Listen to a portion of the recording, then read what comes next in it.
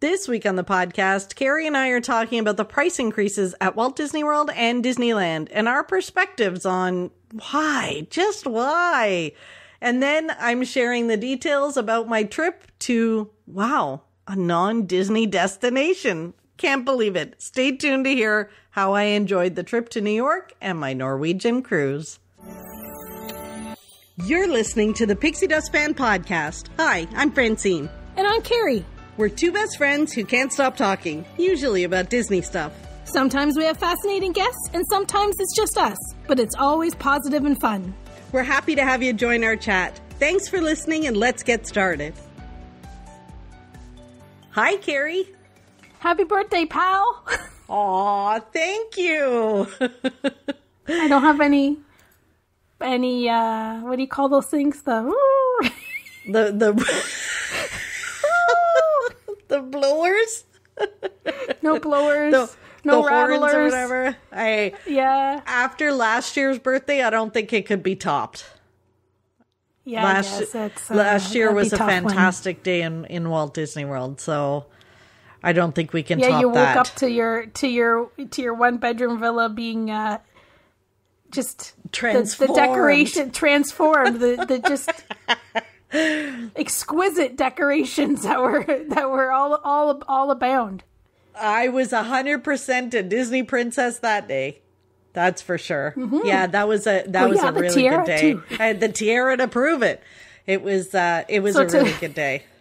So today can't be any more opposite. It honestly can't be. I'm at the tail end of a flu, not COVID, knock wood. Yeah, I tested all sorts of days, but I managed to come home from my vacation with the flu. And I've been pretty sick all week and just starting to feel better now. So that's good. Yeah, starting to feel better for sure. What are we going to talk about today? So today we were going to talk about my trip and how it compares to Disney a little bit and the price increases. So a bunch of price increases happened too. It's, so the whole bunch of stuff. Yeah, Walt Disney World and Disneyland, right? Yeah. Yeah, okay, so where do we want to start? Let's do the bad news first, and then we can round it out with your trip report. So it sounds good to me. Well, we are a positive podcast. We're the positive Pixie Dust Fan Podcast. Positively. Yes. However, it's hard sometimes to be so positive when things keep increasing in price, and there just doesn't seem to be any kind of rhyme or reason. Like, I know lots of companies do price increases every year. Fine. I know, like, our cable telecommunications companies, they do them every year. They schedule them 1 month out of the year, all the rates go up. Why does Disney do, like, little nickel and dimes here, there, and everywhere, and then everybody seems to be in a frenzy for months about the price increase? Like, just rip the Band-Aid and tell us all at once. But, and so the water, so good news that I have now started figuring out how to drink water, from like refillable stations. 'Cause I'm just looking for the price increase. They increased, both the Sani water, which is the one that I drink, because Smart Water is like expensive. Like, it was already expensive. I'm just looking for the price increases here. And they increased, Dasani water went from like $3.50 to $3.75, and then Smart Water went from like $5.50 to $5.75 or something. So it's only a quarter, but still, it's like, don't do it. Don't do it. But the big news was really the genie. Right. Like, right? I think at Walt Disney World, they were posting, like, fan sites was posting across the board, like, how, like, food items that have been around for a long time have bumped up, 25 cents, 50 cents, whatever. Well, yeah, so but the genie was the big news. Fountain beverages went up too. And alcoholic beverages. Yeah.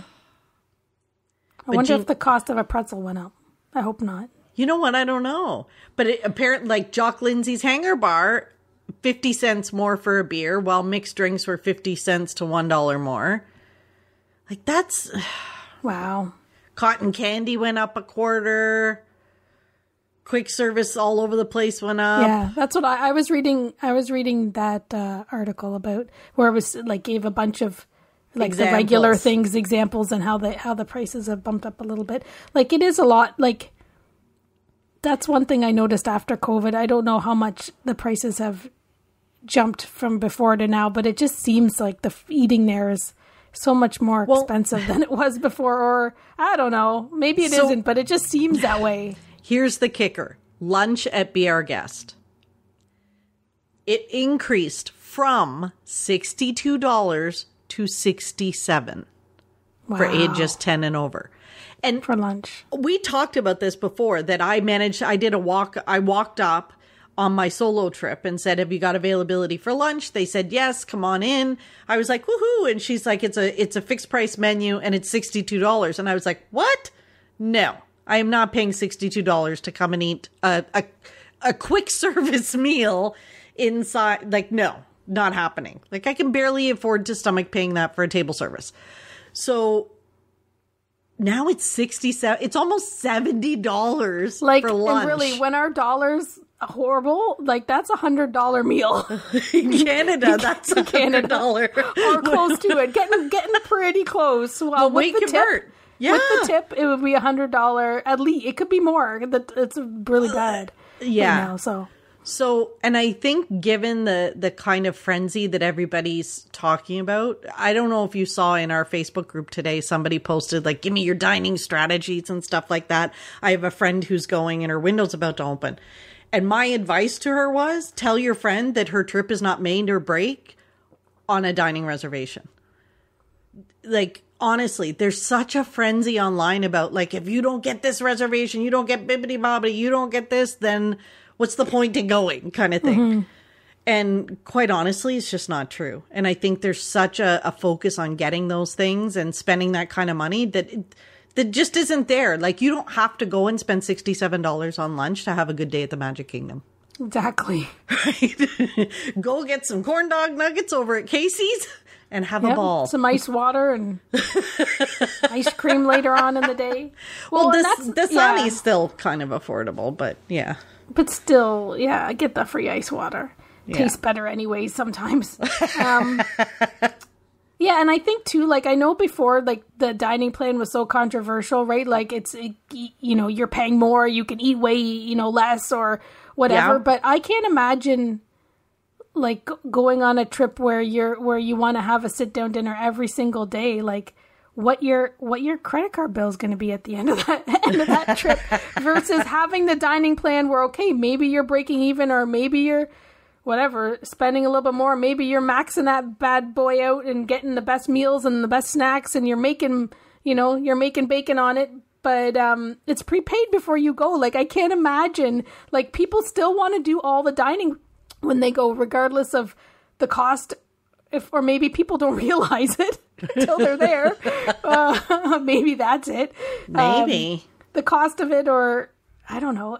I think when they're making reservations, they're not looking at the menu and seeing what the prices are. Yeah. Like, I think I've definitely seen without the dining plan, people just deciding they're just going to have a meal or two and then quick service the rest. But I think there's still quite a bit of people that still want that solid, like, sit down, take it easy, meal every single day. It's so much. And at least before with the dining plan, if you were going to do that anyways, because that's what you wanted, then you might as well prepay it. But now that's not even an option. So that's a pretty big bill at the end of your stay if you charged it all to you. And the refillable mugs went up by $2. Oh yeah, that was another. Yeah. I think the refillable mugs, like if you actually use them a lot, deal. Then even with the price increase, they're worth it. And then you have a souvenir mug to bring home. But because before, remember they had it where you paid by it. The cost of it was dependent on how many days you were going to use it. Yeah. Now it's just a flat rate. It's a flat rate. And I think it is a good deal if you're going to use it, because then you also bring it home and then it's a very good travel mug. Very good travel mug. Well, but I think that's a thing too. Like if you think a fountain drink costs whatever it costs now, $4.25, and a coffee costs $3.50, like, just one coffee a day. Yeah. And you got a souvenir mug to bring home, if that's the case. But anyways, yeah. So it's really the Genie. The variable pricing for Genie Plus is, wow. Yeah, and did they for California, did they make it the same way, or did they just raise it? In California, they raised it to a more money? Yeah, I think they just raised it. In Disneyland, the price of Genie Plus, I'll tell you, it was raised by 25%. So Lightning Lanes, the price of Disney Genie Plus has been raised at Disneyland Resorts. Guests utilizing the service, which gives access to Lightning Lane reservations, will now pay $25 per person per it was day. only $20 before. Okay, I thought it was $20. Yeah, so it went from $20 to $25. This $5 increase makes the Disneyland Resort version $10 more expensive than its Florida counterpart. Right. But in Disneyland, you would get your PhotoPass photos. Yeah. In Disneyland, there's less attractions, but it's a lot easier to utilize the Lightning Lanes. True. And it also says the verbiage notes that the service starts at $25, implicating the potential for date price. Dum, dum, dum. Yeah, dum dum. Implicating the potential for date-based price increases. And then at Disney World, the day it can change every day depending on how busy the day is, or the demand, or whatever. It says the lowest price still begins at $15, but will vary up to $22 per person per day depending on the day. Wow. Right? So, and because you can only purchase it the day of your visit, you don't know if you're going to be paying $15 or $22. And for a solo traveler, for me, I'm like, whatever, like a couple bucks. Yeah. But if you got a family of 5, that's quite a significant swing, budgeting for $15 a day versus $22 a day per person. And there's no way to really know what it is, right? Like, there's no calendar to say that it's this price or that price. I guess it really doesn't matter if it's you're demand. It's demand based. So, yeah. And I think the individual ones went up as well. So, like, when you pay for, say, when you're paying for, like, Guardians of the Galaxy or whatever, I think that went up a little bit as well. Wow. So, I struggle with this one because I get lots of people want to use it, but that's the problem. Right? That is the problem with this, because so many people are willing to pay for it. They don't have as much availability as they would. So my biggest beef, and I've talked about this before, when I go to Universal, which is limited and I need to get there this year, when I go to Universal, I get the Express Pass and I never wait in line. The problem is that you can buy the Express Pass that's unlimited, right? So you can go on as many times as you want. The people who are standing in line who cannot afford or choose not to buy the Express Pass could be standing in a much longer line than necessary because I and my party and everybody else choose to go on this attraction 17 times in a row. Disney does theirs differently in that they only allow so many per hour is what they were doing even when it was free Fast Passes. So that the people who were standing in line who didn't get the Fast Pass still had a good shot that they weren't, like, it wasn't exponentially longer. Mm-hmm. But I think that's what's happening now is so many people are buying this thing to get them to the front of the line that now people who aren't buying are actually waiting an awful lot longer because there are so many people buying it. So by raising the price, are they trying to even that out a little more? Like, is it almost like the price increase on this is like, I don't understand the water, the quick service, whatever. Like, I think that's crazy. I'm sure their margins are big enough. But this one, I'm wondering if there's method to the madness in that they're trying to even out the distribution a little bit for the lines. Yeah. Is there a method to the madness for this one? Or is it just they want more money? More money, more money, more money? Well, they're a company, so they want more money. Every company wants more money. Yeah. And I guess that's a thing, like, with, like, I really wish, part of me really, really wishes there was a way that they would allow on-site guests to pre-purchase it before they go too. Like, this every single morning of buying things, like, is kind of crappy. But then I think when it was bundled in a package and you're paying so much money already and you're prepaying it 30 days before you go, like, the answer always is yes. Yeah. Like, yes, I'll take it. Yes, I'll take it. So then everybody's buying it, which is messing up. If that's the reason why they're doing this, they're trying to even it out, make it a little, less used. Yeah. Then that doesn't help for sure. But well, I wasn't happy when I was there in the fall, and I kept buying it every day so I could go on the Jungle Cruise. And every day when I went in to go buy the Jungle Cruise or get the Jungle Cruise, it was like 3 o'clock, 4 o'clock in the afternoon before I could get it. So it's frustrating when you spend that kind of money and then you can't get what you want with it.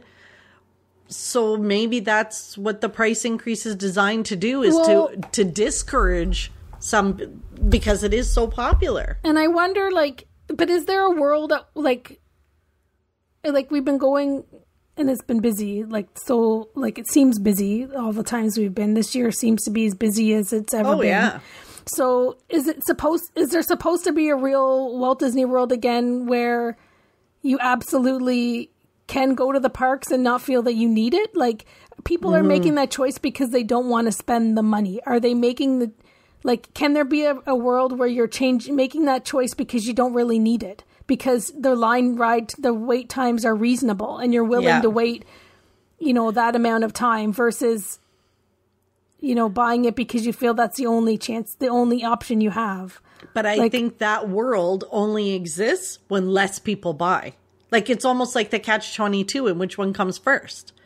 Because in order for the standby lines to be manageable, less people must be buying the front of the line pass. But you've got this Genie Plus that's like, that is, everybody's talking about. Everybody, most people are probably saying you must have. People that are planning the once in a lifetime trip think they need it because they've got it. They're going to plan to buy it. Like, even if it takes them 3 days to realize they don't need it every single day, they're still going to be buying it for so many days until they get to that point, right? Like, it's like, I don't know how, like, this might be a much longer, there might be a much longer arc before this stuff levels out, because I think right now, like, everything about Disney that the fans do makes everything a frenzy, right? Like, we all get so excited about everything and we want to plan everything and make the most of everything and maximize our ride times and make sure we get on everything as many times as we can and every single thing that's on our list.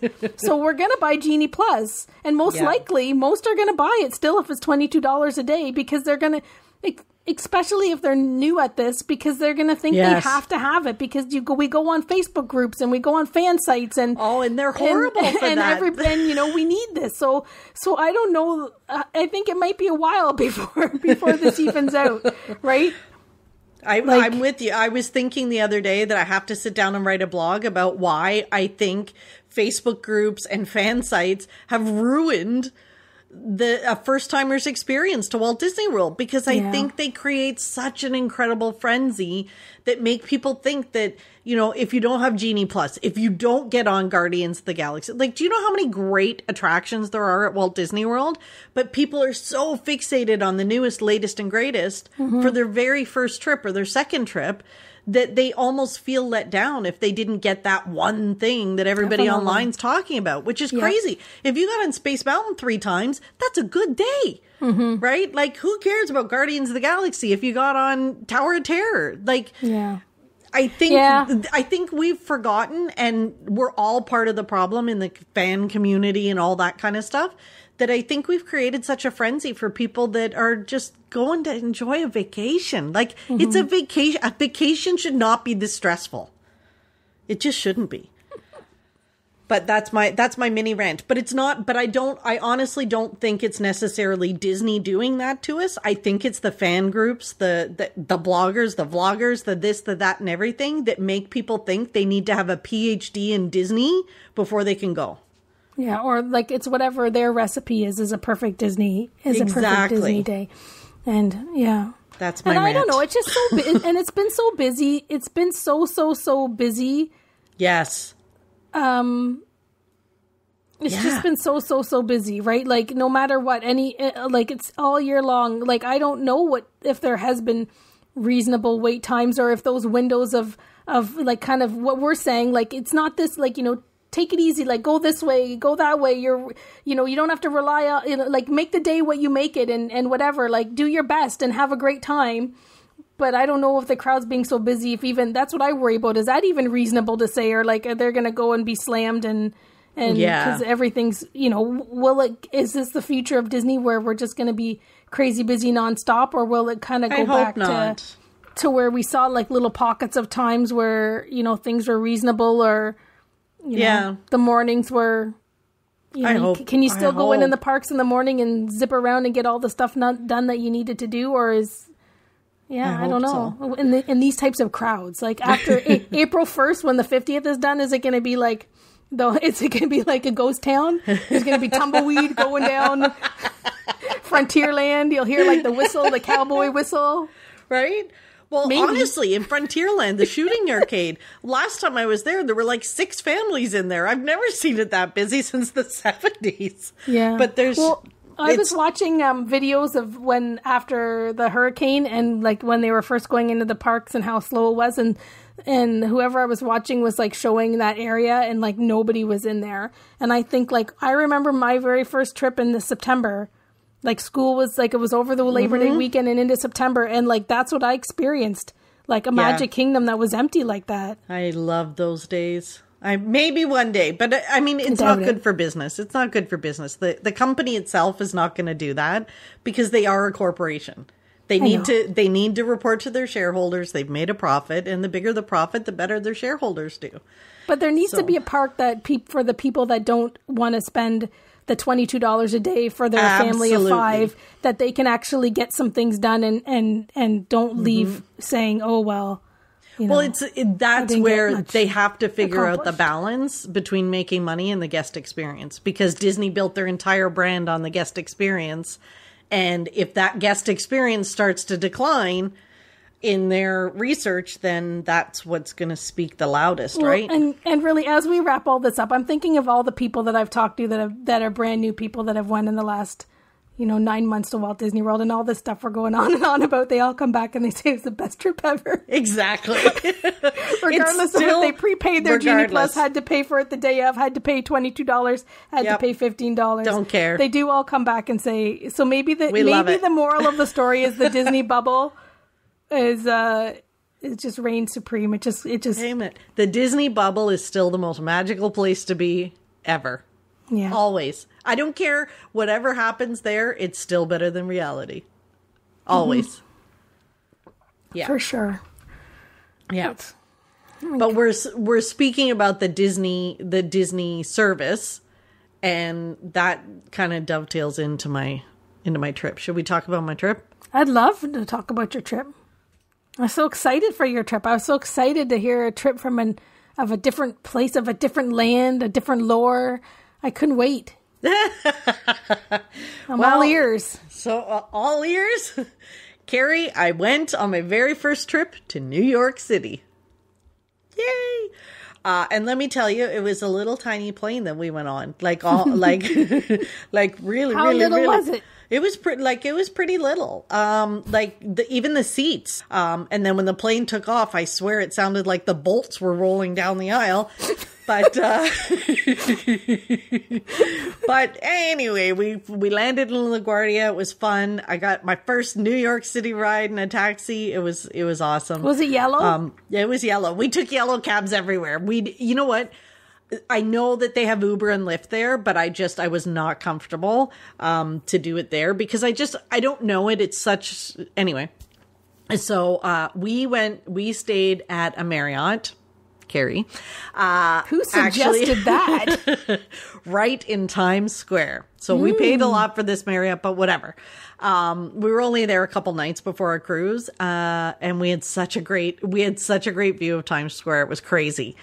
And it was different. It was different. Like it's a beautiful city. It's we did lots of stuff. You know, Angela went to a Broadway show. She did like all that. I can't remember which one she went to. Book of Mormon. Yeah, that was Book of Mormon. Yeah, Book of Mormon. And you know, I'm not like a show person. So the night she went to the show, I went shopping. Like I just kind of wandered around Times Square. I went to a CVS. Wow. I got some Dramamine because I really wanted to try. You know me, I love my. I love like. To try. I love getting like medications and stuff from other places. You should have seen me in Mexico. Over the counter medications. Over the counter, all over the counter. Yeah. And then I went to like the Levi's store, Old Navy. Like I went to all of those, the Disney store, everything. That was fun. Yeah, we had lunch at the Russian tea room. So that was kind of fun. That was very like, it's weird because, well, we called ahead to say like, can we get a reservation? And they were like, yeah, come on in. And then we were figuring we had to dress nice. And like we showed up, there was like nobody there. There was like maybe 4 other tables. The food was really good. So we enjoyed that. Got to go to the library. So, and it's funny because the library to me, it's because of the Sex and the City movie. If anybody watches Sex and the City, that's where Carrie and Mr. Big were supposed to get married. So I had my picture taken up on the stairwell where she stood. But everybody else, it's a Ghostbusters library. Everybody else, it's a Ghostbusters library. For me, it's where Carrie got jilted. That's awesome. So that was kind of fun. I was excited when I saw that you posted that because then it was something that, you know, that aligned with your pop culture fandom. Right? So I don't do tours. Like, I'm not one for going to look at tours. And we didn't do Central Park because it was actually raining the 2 days we were there. So, you know, Angela was like, oh, you're not going to get it. But for me, like, I'm the woman that went to the Grand Canyon and was like, I've seen this in pictures, man. Like, I didn't need to drive 5 hours to get here. I could have bought a postcard and seen the same thing. But for me, like going to the library and standing on those steps, that was kind of cool to me, right? And going to Macy's and those escalators, the old wooden escalators, getting on one of those, that was fun. So yeah, we got to do in the Disney store. Disney store was pretty much just a Disney store with some New York City Disney stuff in it. So of course I bought a t-shirt because, you know, that's me. Yeah, I saw you wearing it. Yeah. So that was fun. And new t-shirt. We got, so there was some diner, you know, Harry Met Sally. Yeah. Oh, you won't even believe this. So we're like, okay, after the show, apparently this is really good. After the show, let's get in a yellow cab. We'll go down there. We'll go to the diner. We hail a cab. We get in there. We get to the diner. And the guy at the door is like, it's only to go. We're closing. We're like, are you kidding me? It took us like 45 minutes to get there. It was like a $50 cab, right? But we got our sandwiches. How much? And your sandwiches probably cost as much as the cab ride. They did. Each. Yep. Each. And then we got back in a cab, went back to the hotel. I went to the gift shop and bought a couple of beers and we ate them in the room overlooking Central Park. Oh, but not Central Park, Times Square. Those sandwiches were good. Yeah. They were really good. Like really good. So yeah, we did that. But that's Harry Met Sally that's the one where diner. They is it cats? I'll have what she's having. Yeah. Yeah. So we do, and it's so confusing to order because they slice all the meat in one section and you order soups from another section, and we were very confused. But we did it, and we took the yellow cabs. I'll tell you though, you got to be careful when you're in New York. They told us before we got off the cruise ship to be very careful about getting in taxis, like to make sure it's a licensed taxi. Mm. When we came out, I know I'm skipping ahead, but when we came out of the cruise, and there were people like swarming us. Taxi, Uber, taxi. And I'm like, what's going on here? The taxi stand was across the street, and Angela and I were both like, we know we're going straight to those yellow cabs. That's it, whatever. When we got to the other side of the street, after all these people following us, the guy's like, yellow taxi? And Angela's like, yeah. And he's like, come on. And I'm like, no. Why is he standing there? I go, are you a yellow cab? And he's like, yeah. And I'm like, which one? And then he's like, forget it. Interesting. Seriously? So then the guy behind him's like, no, yellow cab. I get you yellow cab. So he walks out on the street, hails a yellow cab, and then turns to me and goes, tip. So he hailed the cab for us and then expected a tip. So it was very crazy. So you really need to be careful about that kind of stuff in New York, because it did happen quite a few times where people were coming up going, taxi, but they weren't yellow taxis. So I don't know what the deal is with them, but just be careful. Be careful. Be careful. Noted. But yeah, then we took our taxi the one morning down to the dock and got on a Norwegian cruise, Carrie. NCL. The NCL Prima. And she was brand new and shiny. She was. Shiny. She was very brand new and shiny. And it's important now with my new business my new gig to check out new stuff. And I absolutely got on that ship thinking, this is not Disney. It's going to be a different experience. Take it all in, enjoy, blah, blah, blah. The ship was beautiful. Our stateroom was beautiful. The bathroom was huge. It's so in comparison to like Disney cruises where you get the split bathroom, it was weird for me to be on a ship where the bathroom was so big. Because it wouldn't because it's just one. Yeah, it's just one, right? So that was a bit different. But then, of course, it wasn't split. So, like, when Angela went to shower, then I had, right? There wasn't the other one. Yeah. And you can't dry your hair in there.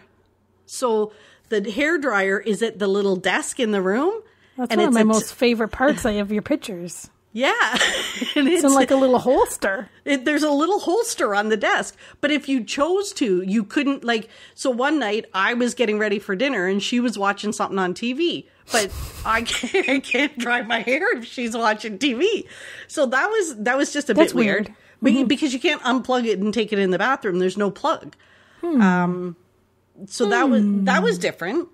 And the way they situate the bed. So on the Disney ship, when you walk in, the bed is right there. And then the space with the couch and the TV and the desk and everything is next to the balcony. This is the reverse.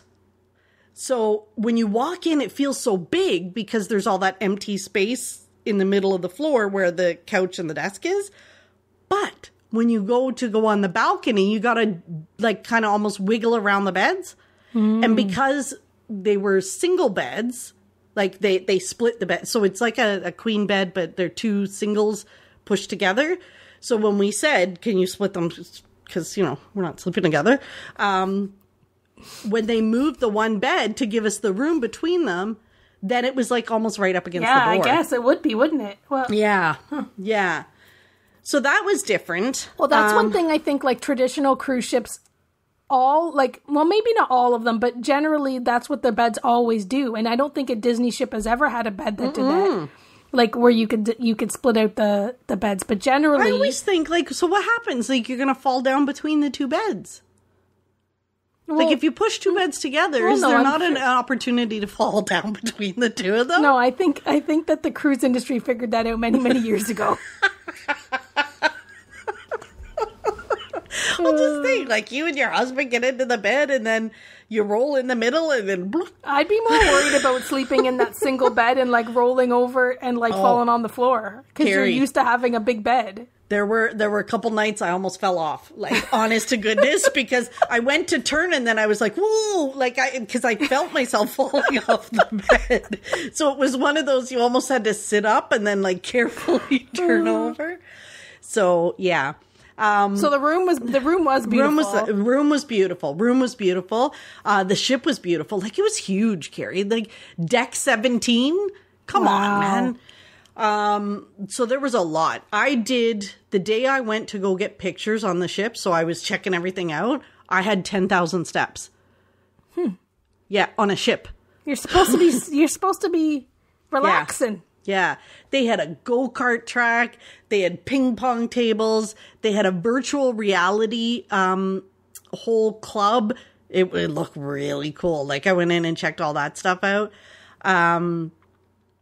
They had, what else did they have? They had pools, hot tubs, like the regular stuff. The spa was absolutely beautiful. I did a tour of that as well. There was a casino. There was a casino. It was huge. You know what they also, there wasn't a lot of people in the casino. Like, to me, it seemed like an awful lot of space spent on, like, it wasn't very utilized. There was a cigar bar. Inside. Thank you. Yeah. So, and like, I don't mind the smell of cigars, but by the end of the cruise, I could smell the cigars in other parts of the, like, of that floor, which was different. They had, the restaurants. So they had some pretty cool restaurants. There was one where you go, it's like a quick service where you go sit at the table and there's like iPads on it and you just order, like you could order one thing and it comes, then you order another thing and they're bigger than tasting menu, but they're not like full size plates. It's like all you can eat sushi. Yeah. It was pretty cool. But not sushi. Yeah. And then, of course, they had, like, the sit-down restaurants. They had, like, the same menu at a couple of different ones. And then they had their specialty restaurants as well. So, like, how many restaurants would have been on the ship and how many, like, a percentage of them that was included and how many were an upcharge? I think there were 3 or 4 that were the upcharge. I should have probably had that. I probably should have had that written down. But we had a hard time getting the reservation for one. And we ended up getting a reservation at the French one at the last night of the cruise at something like 8:00. Which, but then from what I understood from others, so this was a travel agent cruise. So it was all travel agents on it. Which meant that people weren't behaving normally the way they would. Right. So many of the cruises, people don't pay for the upcharge for the other restaurants, which means there's availability in them. But because it was all travel agents, everybody's experiencing things. That's why it was so hard to get reservations. That's probably why the casino wasn't very busy too, right? Exactly. And the, like the shows. So we saw Donna Summer, the musical. And I love Donna Summer. But it was 90 minutes, Carrie. That is a little extreme. So Angela's laughing, loving, dancing in her chair. And then afterwards, she's like, what'd you think? And I'm like, it was probably like an hour and 10 minutes too long. Like the last 20 minutes, I loved. The woman's voice was incredible. But yeah, it was just, for me, it was a bit long. But if you're like a Broadway person, that like you would have loved it. Loved it. And then we saw Noise Boys, which are like they're beatboxers and tap dancers and pretty cool. And then The Price is Right. And oh my gosh, like they had the full wheel. Really? Yeah, like their props were pretty spot on. That one I enjoyed the whole show from beginning to end. That's very cool. Yeah. So the entertainment was up to snuff. Oh yeah, for sure. And I think, but you have to make reservations. So because it is the freestyle dining, meaning you can go eat whenever you want, it means they don't sort of corral people into certain places. So on a Disney ship, you get to do, like, your show time is scheduled based on your dining time. Now, you don't have to dine at that time. You can go to the buffet or whatever. You don't have to eat then. But for the most part, you're getting a seat in that theater if you want to go see the show. Mm-hmm. Not on Norwegian. And apparently that is pretty normal, that you have to make reservations. Yeah, I think a lot of the other cruise lines do that, or like Royal Caribbean, for sure. And it's weird that they make these ships that hold like 6,000 guests or whatever. But it's more that they make so many things to do, right? Like, yes. If there's like 18 restaurants on board these ships, but they make them small because they've got to fit 18 restaurants on the ship, or the same thing with the show. Like maybe it's impossible with a big ship like that with so many people to build something that fits. But you think, who doesn't go on most people would go on a cruise looking forward to absolutely enjoying the entertainment. Like, even if they don't know that they're going to love it, like, it's just part of something they've paid for. It's part of the experience. Like, you'd almost expect, like, maybe the dining, but, like, even for, like, there should be a guaranteed way to see the entertainment. Or So we did standby. Like you can do on the app, you do like a standby, right? And then they let you know. And we got into every one with standby. Mm-hmm. I don't know if that's normal or not. But then it takes like the cruise experience where you just like, you just chill. You're just supposed to chill and breeze around and do whatever comes about and wherever you need to go when you're supposed to be somewhere. Yes. To being like in a theme park where you're going to wait in line for your opportunity to experience something. Like even that comedy club was so small too, Carrie. Like there were big lines to get into the comedy club. And again, the stress of worrying that you're not going to get to experience it. Yeah. I will tell you, one of the great things, though, on the ship was there were 2 Starbucks. 2 different Starbucks on the ship, which meant for people, like, I know everybody loves their, like, I'm not a Starbucks person, but when I'm in the States, a Starbucks gives me a good cup of tea. Because a good cup of tea is usually really hard to get because the water's not boiling when they put there's a whole process. Yeah, Starbucks, I'm guaranteed they put the tea bags in first and then they put the boiling water in, and that makes a decent cup of tea. So having 2 Starbucks on board was pretty big. What about the shopping? You know, the shopping was a bit weird, Carrie. And maybe it's because I'm so used to Disney. I think, so they had like this hallway where they had shops on either side, and they had like electronics, they had bags, they had whatever. But I never saw anybody shopping, like jewelry. I never saw anybody buying anything. And some of the stuff looked like stuff, like, yes, it was like Gucci or whatever. I don't know if it was Gucci. It was one of those names. But it's stuff that you could probably get at like a big department store. Mm-hmm. Then they had one shop that was kind of like the all-inclusive, like gives you everything, right? But in there, they had Radley purses, and I only know Radley purses because I'm not a purse person. But my sister loves them, and she always buys them in Scotland. So they're the ones with the little 2 Westie dogs. Mm-hmm. So they had a ton of Radley purses, which seemed weird to me because it's like a British brand. Anyway, then they had some Norwegian clothing, so Norwegian branded clothing, and then they had like this little corner of the shop for like sundries, like medications, pretzels, Pringles, snacks for your room, whatever that you could buy. Carrie, they didn't have Dramamine. So I go into the lady because I'm like, I go in, the reason that I was specifically looking because I'd heard that Dramamine is really good, but I also heard about, what's the other one? Bonine? Mm-hmm. Something like that. Something like that. So anyway, the CVS that night I went to the CVS, they didn't have any. So when I was on the ship, I thought, oh, maybe they'll have it. They didn't. So they didn't have Bonide, they didn't have Dramamine, they didn't have anything. So I said to the lady, what do you have on here, like in this little compartment here, for people with seasickness on the cruise? And she says, the brace, like the bands, the bands that have like the little pressure points, mm-hmm. the wristlets. I go, no, medication. Like where's the medication? She said, we don't have any. But you're a cruise. People are on your boat and you don't have something to settle an upset stomach? Like that just seemed very, so maybe you have to go to the medical center to get a complimentary but it seemed so, like it was such a small little on the Disney ship, there's like those 2 big stores that are just all Disney and medications and like glasses and mugs and like everything you would need. It just seemed, it just seemed weird to me that it was like literally this little corner of stuff. She didn't buy anything? No, I didn't buy anything, which was so bizarre for me, but so yeah.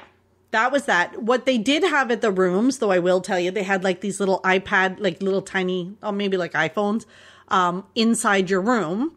So you could adjust your temperature. And let me tell you, it was great because Angela likes things cold like I do. Our room was like an ice box, ice box the whole time. It was fabulous. But you can also say like push a button that says make up the room or do not disturb or whatever. And there's a little light on the outside of your door that tells the room steward that you're in the room, or if you want your room made up, or do not disturb. That's cool. Which is kind of cool. Mm-hmm. Yeah. But what about the food on board? The food was the service. The food, I don't think we talked about those yet. Yeah, because I was kind of skipping over the service a little bit. The food was good. Lots of variety in the quick service and stuff like that. The buffet was pretty good. They had like a hand washing sink.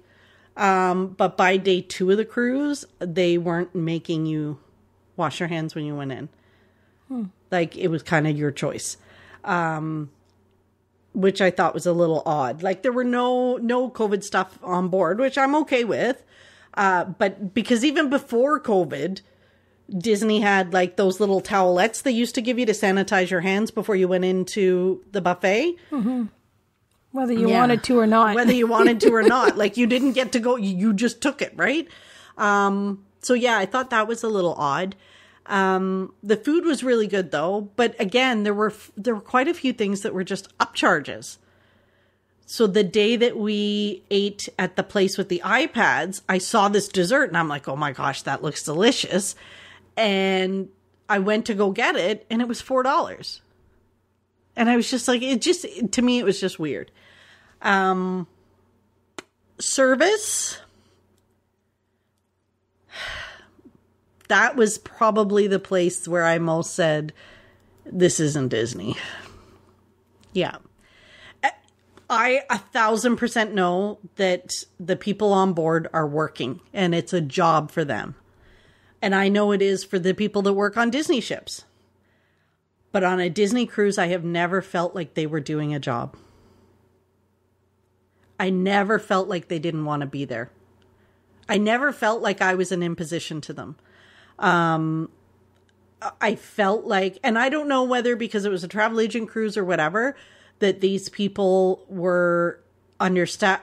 I don't know, but I can tell you that I maybe had 2 conversations with our room steward and both weren't like, I can tell you he didn't know my name. He didn't call you Miss Francine? Didn't call me nothing. In fact, most days when I was like, hi, how are you? He was like, good. Like, nodded at you? Uh-huh. Nodded at me. Yeah. Yeah. Yeah. Like even the other room stewards, when you would pass them in the hall, like it definitely, I knew they were there to work. Whereas Disney room stewards are working their butts off, but they somehow manage to act like they're having fun. I'm sure it's not fun for them, but they never let me know that. Interesting. So that definitely was the big difference for me. Would I go on another Norwegian? For sure. I think I would. But I think my expectations I think I would just be more prepared for. Although I gotta say, like, I didn't go in with high expectations because I knew it was going to be very different than Disney. But I am 1,000% now very comfortable saying to somebody, this is the difference. Like when you're saying to me, why is Disney that little bit more? Well, I'll tell you why. You don't have to pay the $4 for dessert when you want the chocolate cake. Like you don't have to pay for this. You get to see every show if you want to see every show. And you'll get your towel animals and a smile from your room steward every day. And, yeah.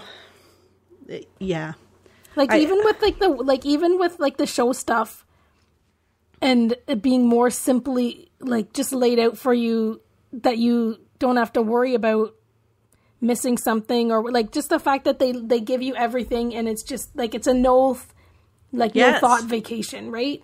Yes. That I found was part of the issue. Like even, like the virtual reality, the go-karts, all like that's paid.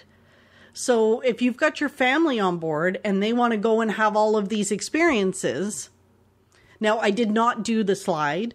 So they have like this one where you get wrapped up in like a potato sack, and it's like they shoot you down. And I saw this big man. Oh my God, because I saw this man get on it, and he was like a big burly man, and he screamed like a girl when that trap door opened underneath him, and I was like, I ain't doing that. I've always wondered, like, with those big mega ships with that have, you know, the bumper cars, the bowling alleys, everything that they have at sea, like if there's an upcharge for that or if it's included. Like, I'm sure some of it must be included. Some of it's included, but some of it isn't. They have rock climbing walls, like zip lines. Like, if you wanted to zip line on some of these ships, do you pay for all that extra stuff or just for some of it? Like, right. I think the other big benefit of this ship, I'll tell you right now, where they got Disney beat hands down, I never waited for an elevator until the day we were getting off the ship when everybody was trying to get their luggage off. Never waited for an elevator. So every floor had 8 elevators. It, like, mid-ship, there were 8 elevators. Wow. Mid-ship. It was fantastic. So that was pretty good. But yeah. So then we got off the ship, took our taxi to LaGuardia, tried desperately to get on an earlier flight and couldn't. So we got to spend like 5 hours in LaGuardia Airport wandering around and got on a little tiny baby plane back. Little baby plane. Little baby plane, but it was full this time. And then, get this. We arrive in Toronto and we're trying to, get off the plane, blah, blah, blah.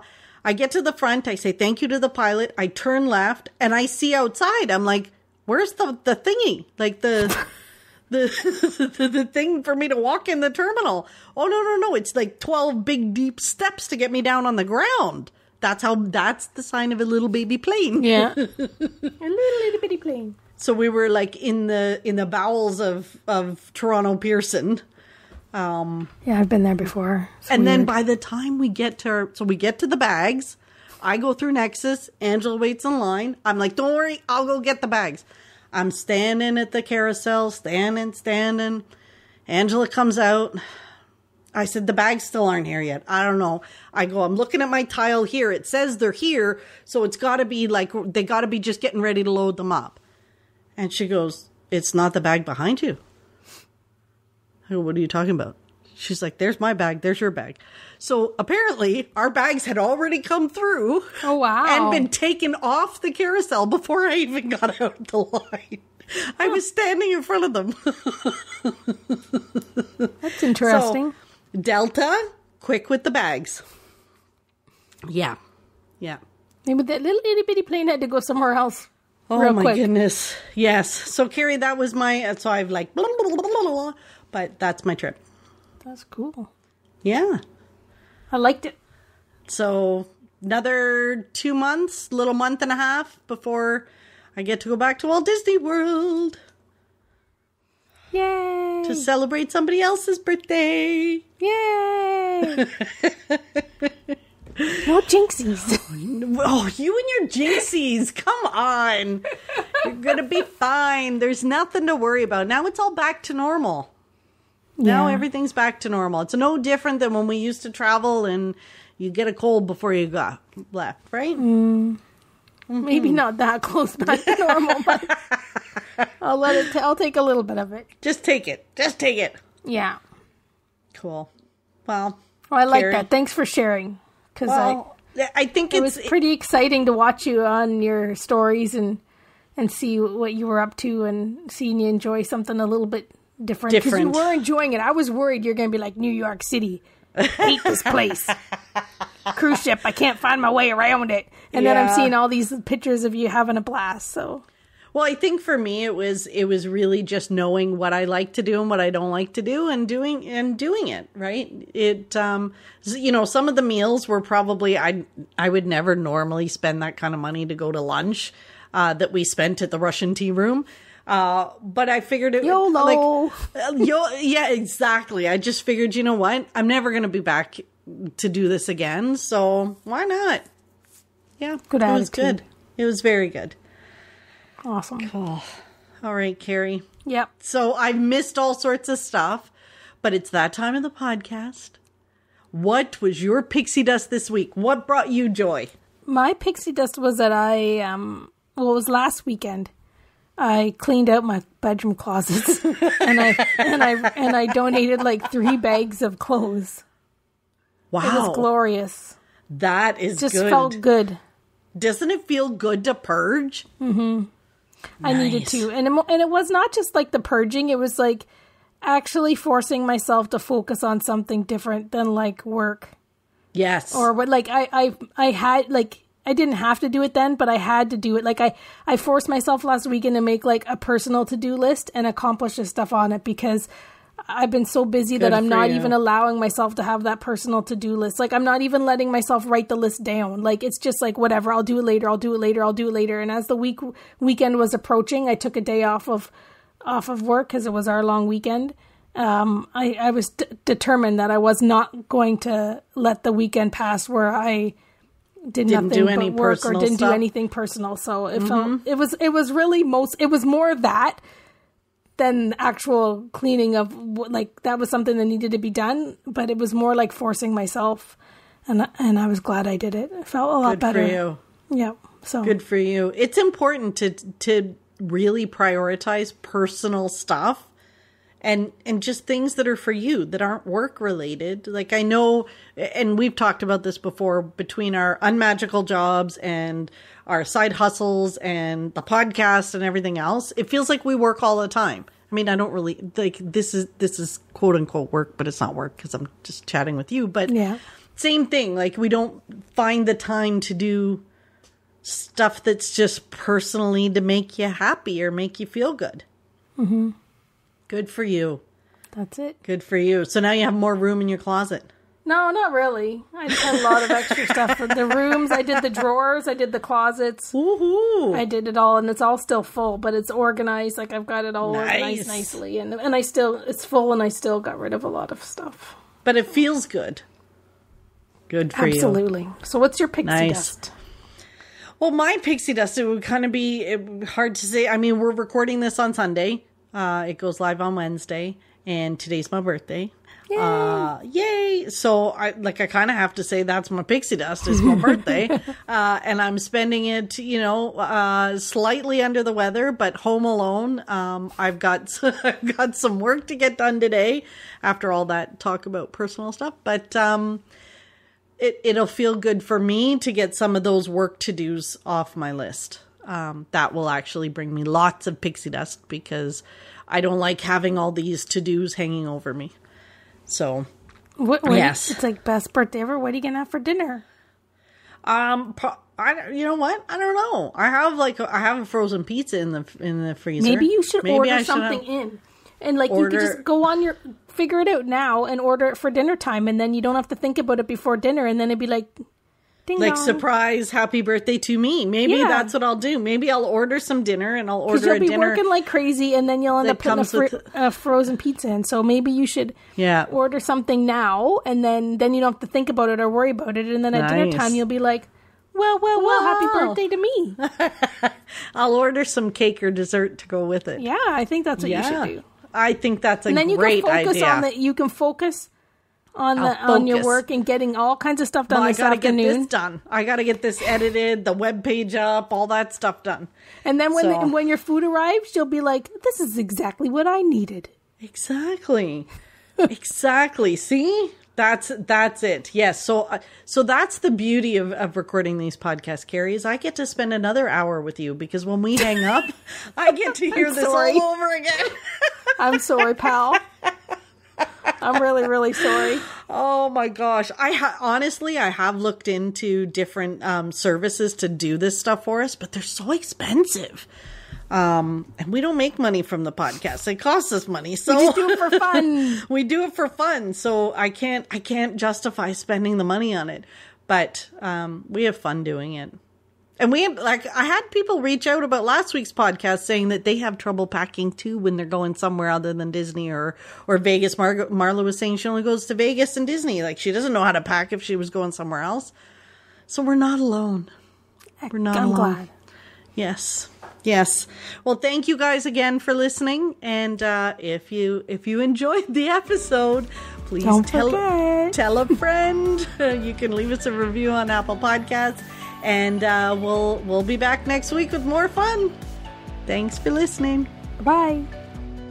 Thanks for listening to the Pixie Dust Fan Podcast. We hope you enjoyed the episode. Make sure you're following us on your favorite podcast player so you'll get a new episode every week. And find us on social media too. We'd love to hear from you.